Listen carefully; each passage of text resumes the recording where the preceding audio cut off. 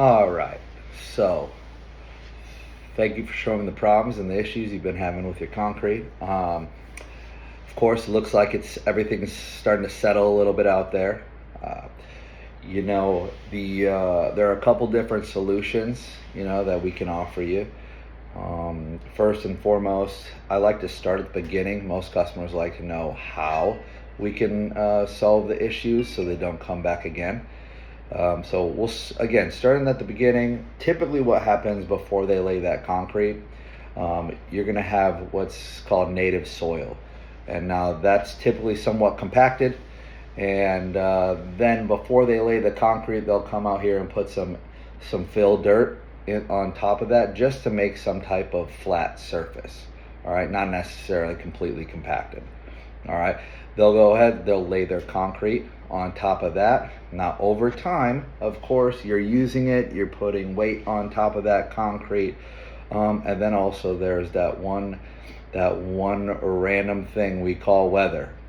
So it does get hot outside, as well as wet when it starts to rain. So those two things can cause some issues for your concrete. The heat, what it does is that top layer that's not necessarily compacted, or even the bottom layer, that heat can suck out all that moisture and then causes shrinking. All right. Once that soil starts to shrink, as you can see, some of your areas in your driveway, the concrete is starting to settle and the other parts are raised up top.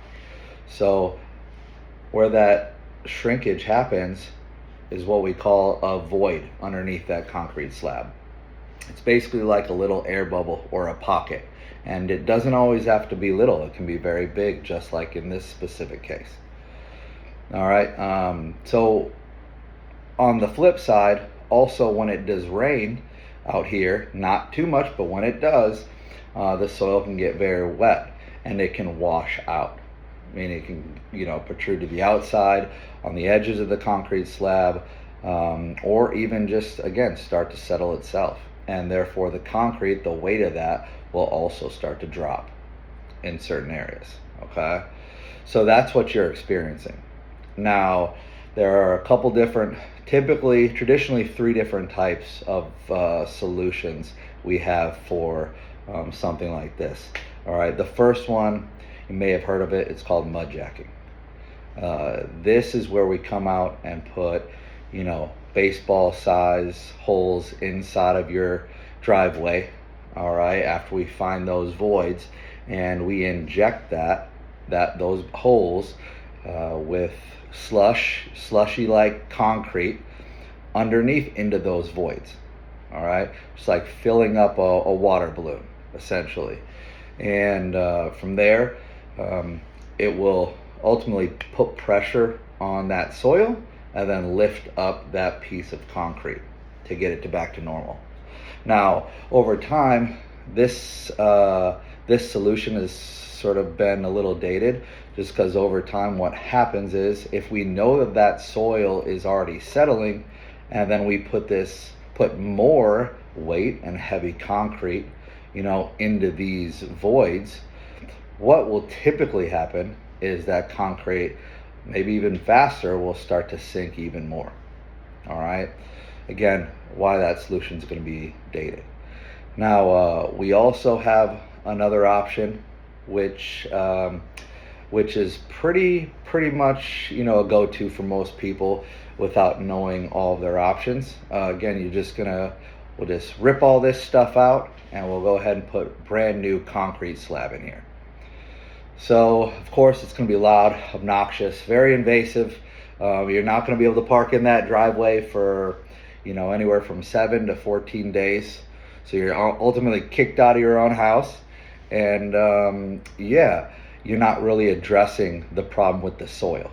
So sometimes this could be a good option. However, it can also be very, very expensive, and again, being kicked out of your own driveway for a while.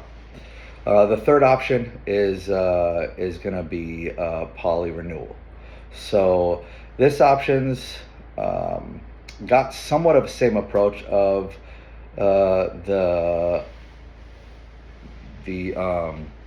the mud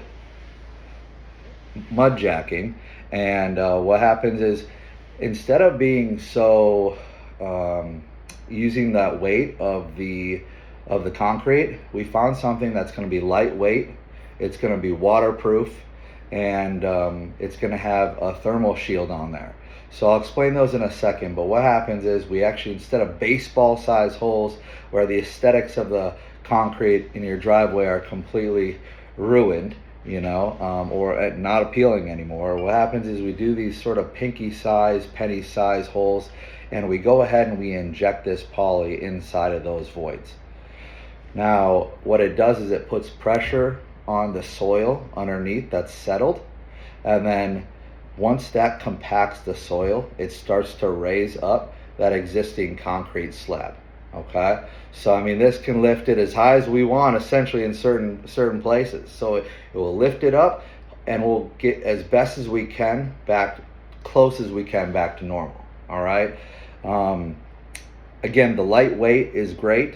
Also, it's quick. So, even like commercial driving, like highways and stuff like that, typically about 15 minutes to 20 minutes after we're done injecting this, you can actually drive back on there. So again, you're not going to be kicked out of your own driveway. Also, that void's going to get filled. It's going to put pressure on the concrete to bring it back to where we want it to be. And you're not going to have any, the aesthetics aren't ruined like that mud jacking would.